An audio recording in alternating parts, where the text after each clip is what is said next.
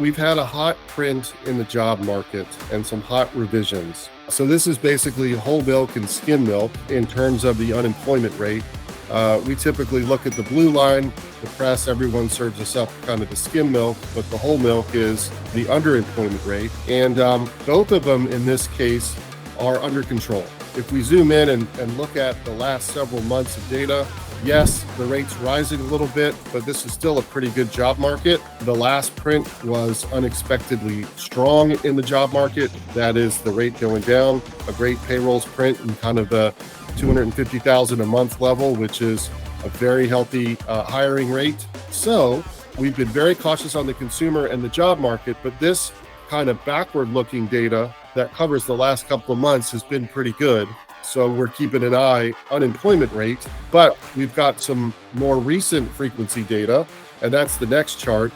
And this is the Conference Board survey of jobs that are plentiful minus jobs are hard to get. So the line is higher, jobs are more plentiful.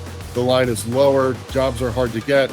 Certainly the job market has tightened up a lot from the post-COVID employer panic of we'll hire anybody and stick them in chairs. It still is pretty good. I mean, this is a generation of data. This goes back to 1978. It's still a pretty decent job market. When you ask job hunters and people that are on company payrolls, is it easy to find a job right now? The answer is it's still pretty easy to find a job, which we think is some good news. So this is moving toward now what's going on right now.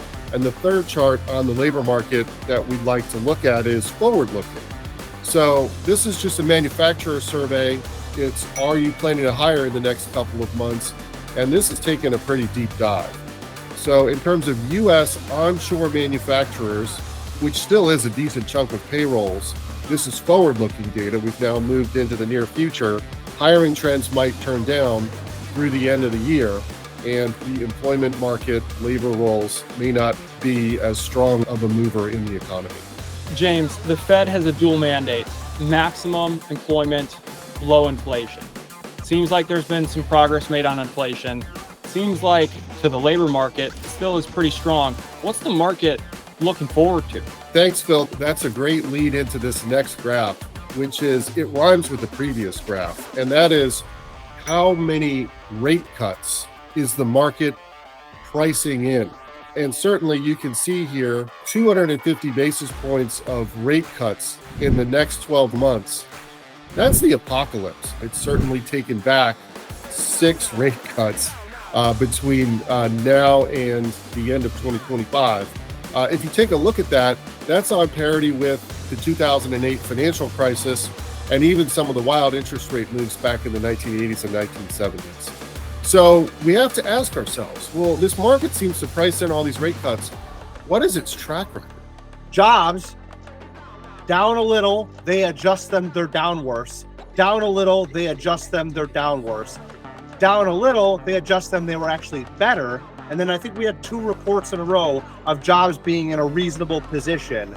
So we get that. Then we get this report that says, well, the manufacturers are kind of like, hey, just so you know, we're probably going to hire less and less and or cut. Okay. So it's like, we are doing pretty okay from a job standpoint, and that's been evident.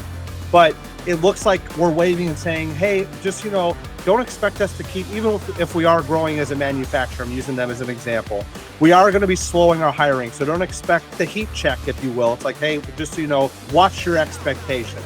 So my question is, what do you think a car dealer should do when it comes down to them looking at their market and looking at the amount of vehicles that they are selling right now?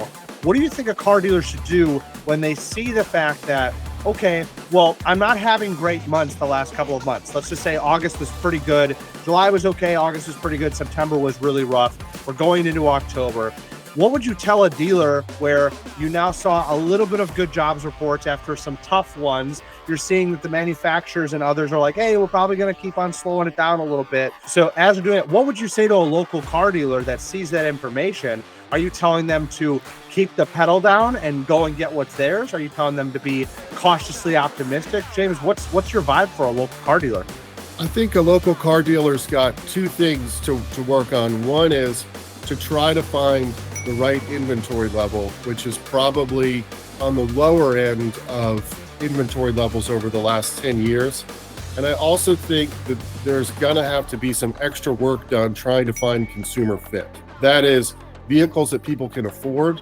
Whenever you're putting a vehicle on the lot, you've got to actually now do the backwards math and figure out what payments on that vehicle are, and get the nod from your finance guy whether or not that's working. So I think every stocking decision now has got to probably involve the finance guy for a hot minute. Love that. So consumer fit, that's an amazing choice of words. We're definitely going to want to highlight that. Doubling down on consumer fit. That's fantastic.